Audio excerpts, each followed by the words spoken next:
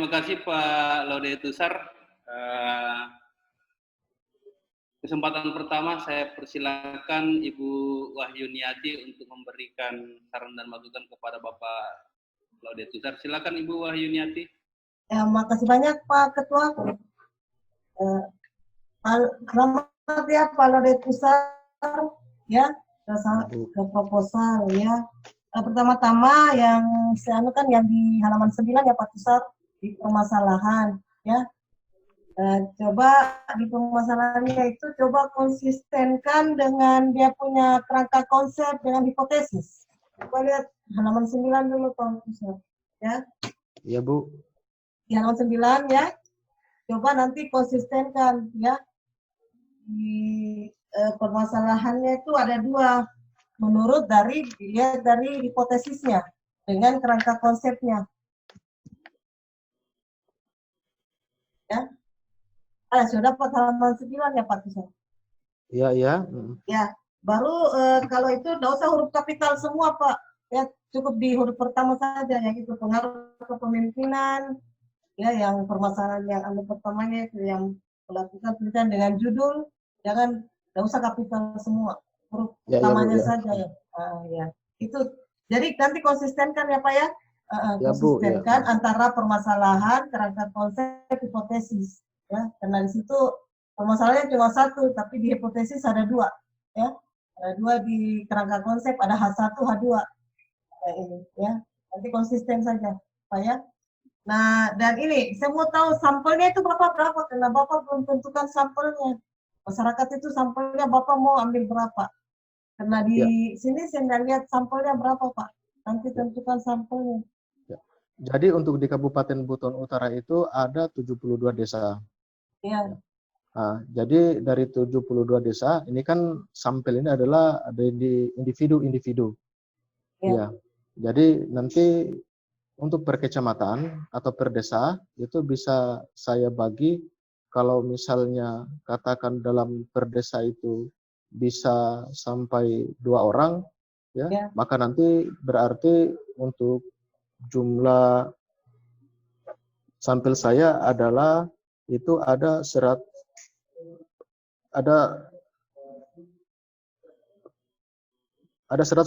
orang. Oh ya, nanti itu Bapak utarakan dulu maksudnya kecamatannya berapa, ya. Nanti di situ per kecamatan ini ada sampai 2, sampai 3. Jadi langsung keseluruhan sampel saya begini, ya. Nanti diutarakan di bab 4-nya Pak, ya. Diuraikan, ya. Ya, baik Bu, iya. Nah, itu nanti. Dan itu yang itu saja sekira dari saya, saran saya untuk dan fenomenanya perlu di ini ya, ditambahkan dipertajam Pak ya fenomena. Ya. Kira itu saja dan saya Pak Ketua. Ya, terima kasih Ibu Wahyuniati. Sudah dicatat Pak, oh ya record ya, di record. Silakan selanjutnya saya persilakan Pak Juharsa, silakan Pak Juharsa. Terima kasih Ketua. Pak Laudetusar, yang bersama dengan Ibu Wahyuniati tadi. Pertama di latar belakang itu gambaran kepuasan masyarakatnya yang saya belum baca ya, atau saya terlupakan membacanya. Jadi selama ini bagaimana kepuasan masyarakat? Nah, mungkin di situ harus ada gambarannya sedikit. Misalnya apakah cenderung puas misalnya. Nah, ukuran masyarakat cenderung puas mungkin ya kalau tidak ada demonstrasi mungkin ya, tidak ada demo-demo ya mungkin puas seperti itu. Ya kalau ada datanya tentang kepuasan masyarakat ya lebih baik ya. Nah, kemudian sama tadi sampel juga saya belum baca. Hanya Bapak kalau 72 desa itu terlalu menurut saya terlalu lama kalau Bapak mau jalan ya. Apalagi kalau cuma dua respondennya. Jadi, nah saran saya mungkin di klaster dulu itu desa berdasarkan jumlah penduduk misalnya ya. Dari 72 desa itu, atau misalnya pilih dulu berdasarkan kecamatan dulu misalnya. Misalnya ambil 3 kecamatan yang pertama kecamatan yang penduduknya, misalnya ini salah satu alternatifnya, penduduknya yang paling banyak, yang paling sedikit, yang tengah-tengah misalnya ya. Nah, kemudian di kecamatan, setelah dibagi 3 kecamatan itu, setiap kecamatan itu misalnya dibagi 3 juga desanya misalnya ya. Karena saya tidak tahu apakah ukurannya nanti jumlah penduduk atau jumlah dana desa atau bagaimana, itu nanti di cross check kalau teknisnya. Jadi dibagi, Ya, ya. apakah mau dibagi 3 atau misalnya terlalu banyak dibagi 3 per kecamatan itu, dibagi 2 saja misalnya, yang penduduknya terbanyak dengan sedikit misalnya di kecamatan, sehingga kalau 2 kecamatan kali 3 berarti 6 desa misalnya Pak. 6 desa yang tersebar di 3 kecamatan kalau mau. Itu teknis menurut saya untuk anunya, sehingga satu desa itu bisa berapa misalnya, bisa 20. Jadi artinya kalau perjalanan jauh, apalagi kalau misalnya jalannya jelek, hanya untuk 2 orang itu menurut saya tidak efektif dan tidak efisien. Jadi saran saya dibagi seperti itu dulu Pak, di klaster-klaster dulu desanya. Ya, Jadi betul. bagi dulu kecamatan, kemudian ambil desanya, misalnya satu kecamatan 2 desa, berarti 6 desa. Kali tinggal misalnya kalau Bapak mau tadi mau 100 responden, berarti diambil 100. Nah, penentuannya bisa juga proposif ya. Nah, jangan sampai misalnya kita kalau ya bagus sudah proposif yang Bapak tulis itu. Nah, itu teknis, tapi nanti didiskusikan ke pembimbing ya teknisnya. Jadi tidak harus 72 desa.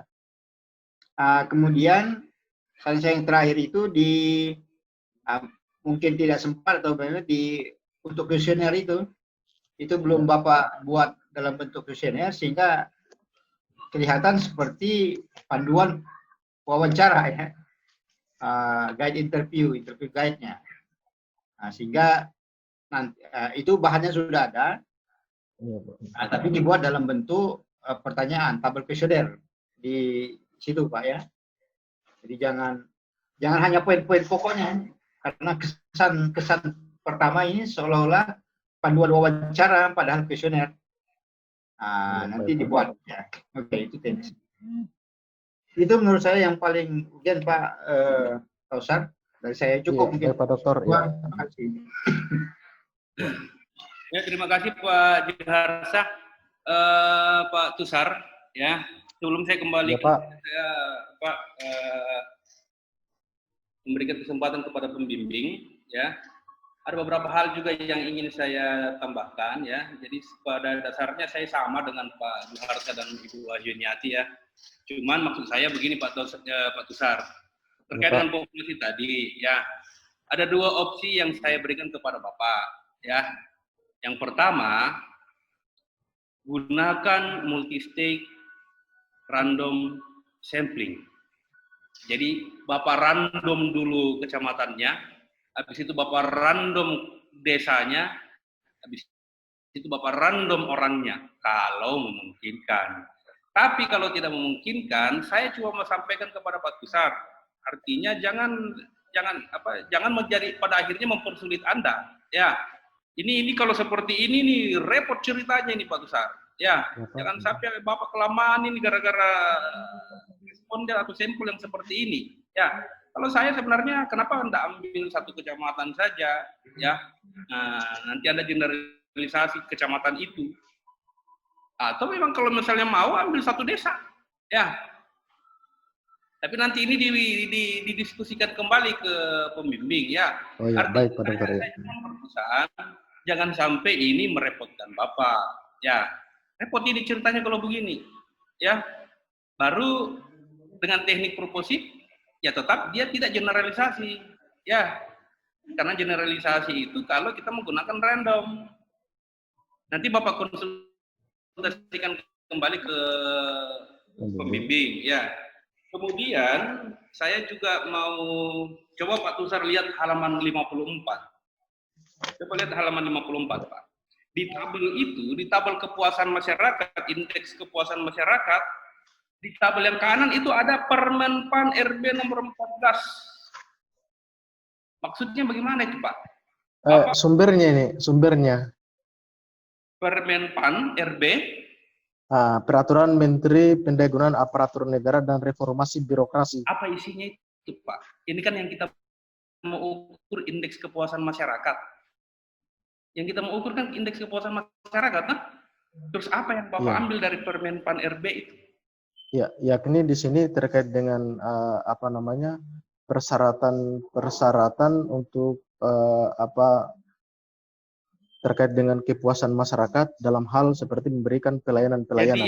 Jadi ini persyaratan, sistem, prosedur, waktu Iya. pelaksanaan, biaya, Iya. tarif apa semua. Ini Bapak ambil dari Permenpan ya? Ya, dari Permenpan RB, Peraturan Menteri Pendayagunaan Aparatur Negara dan Reformasi Birokrasi. Oh begitu. Iya. Oke, kalau memang seperti itu ya. Kemudian ya saya sama dengan Pak Juharsa tadi ya, di kuesionernya diperbaiki dulu kembali Pak Tusar ya. Nanti Ya. di kuesionernya dibuat dalam bentuk kuesioner karena Bapak ini kan akan menggunakan skala Likert nanti ya. Jadi coba Ya, lihat ya. di proposal-proposal yang sudah ada ya. Lihat bagaimana teknik penyusunan kuesionernya ya. Nanti Ya, Anda baik. lihat supaya jelas bahwa variabel ini diukur oleh indikator ini, bagaimana cara mengukurnya dan lain sebagainya ya. Nanti dituangkan ke dalam kuesioner. Pak Tusar ya. Ya, siap. Dan yang terakhir dari saya, coba Bapak berikan gambaran yang jelas ya. Kenapa tiba-tiba Bapak mengangkat kepemimpinan transaksional dan transformasional? Itu ya. Apakah betul kepala desa sering memberikan imbalan kepada masyarakat? Kapan kepala desa memberikan imbalan kepada masyarakat? Ya, apakah memang ada anggarannya itu? Nah, saya penekanannya kepada kepemimpinan transformasional. Ya, saya penekanannya ke kepemimpinan transformasional. Biasanya kepala desa itu ya dipilih berdasarkan figur. Ya, kebanyakan dalam pengelolaan dana desa, kepala desa itu ya tidak terlalu memahami bagaimana pengelolaan secara teknis dana desa, sehingga pemerintah memberikan pendamping-pendamping desa. Ya, pendamping-pendamping desa ini berfungsi sebagai membantu kepala desa, membantu perangkat-perangkat desa dalam penggunaan dan pertanggungjawaban anggaran dana desa. Ya, makanya saya transformasional dalam bentuk apa? Ya, itu. Nanti Bapak tambahkan di latar belakang. Ya.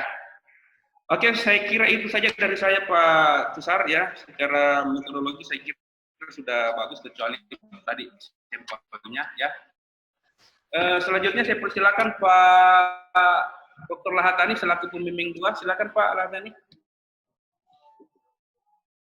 Terima kasih. Assalamualaikum Pak. Assalamualaikum warahmatullahi wabarakatuh. Terima kasih Pak Dr. Sudirman Said yang memberikan waktu kepada saya untuk memberikan koreksi ataupun saran terhadap bimbingan saya ya. Saya pertama-tama saya mohon karena saya silakan Prof. Dedi. Baik, terima kasih Pak Dr. Sudirman sebagai ketua, dan terima kasih kepada saudara mahasiswa dan juga terutama kepada Dewan Penguji, Ibu Dr. Wahyuniati, Pak Dr. Juharsa, Pak Ketua, Pak Dr. Sudirman Said, dan pasangan saya, Pak Dr. Lahatani. Ini masukan-masukannya luar biasa, akan menyempurnakan ini. Saya sendiri juga sudah ada, ini saya hanya terbatas kepada manajemen dia di dalam mengelola halaman-halaman itu.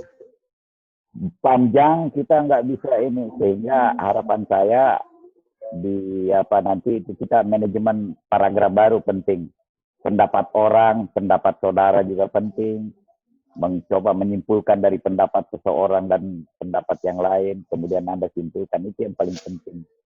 Metodologinya saya kira cukup sempurna. Saya tahu semua kita ini baguslah metodologi.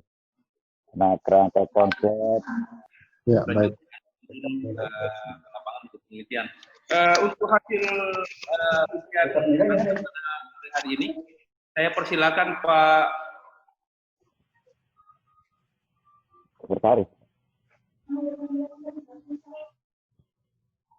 Ibu Salma ada di. Oke, makasih banyak. Assalamualaikum warahmatullahi wabarakatuh. Waalaikumsalam warahmatullahi wabarakatuh. Berdasarkan rekap nilai yang diberikan oleh tim penguji terhadap saudara Laudes Kisal, dari kelima penguji ini rata-rata nilai skor yang diberikan 82,75. Oleh karena itu, saudara Laudes Kisal dinyatakan lulus, tapi dengan perbaikan. Terima kasih. Selanjutnya saya kembalikan ke Ketua Penguji Pak Dr. Sudirman Said. Assalamualaikum warahmatullahi wabarakatuh. Waalaikumsalam. Terima kasih Pak Dr. Latadi telah membacakan hasil ujian saudara Tusar. Jadi Pak Lode Tusar, Anda dinyatakan lulus ya, namun ada beberapa hal yang harus menjadi perhatian Bapak. Yang pertama adalah nanti konsultasikan kembali ya pada pembimbing, kemudian dibuat secepatnya ya, dibawakan kepada pembimbing ya, kemudian Anda store kembali ke pengelola supaya Anda sudah terhitung melaksanakan penelitian ya. Jangan ditunda-tunda lagi Pak Lode Tusar ya. Iya, baik Pak Dokter, iya. Sampai Anda terkendala karena Anda belum menyerahkan hasil revisi. Ya, oke. Sekali lagi selamat kepada Bapak Lode Tusar. Terima kasih kepada Bapak dan Ibu tim penguji yang telah berkenan hadir pada hari ini, sore hari ini dalam rangka kita melaksanakan ujian, walaupun kita melalui virtual, ya, tetapi ujian ini alhamdulillah telah berjalan baik. Demikian kami menyatakan bahwa ujian seminar proposal atas nama Laudes Tusar dinyatakan selesai. Ucapan alhamdulillahirabbil alamin. Dan ini billahi taufiq wal hidayah. Assalamualaikum warahmatullahi wabarakatuh. Waalaikumsalam.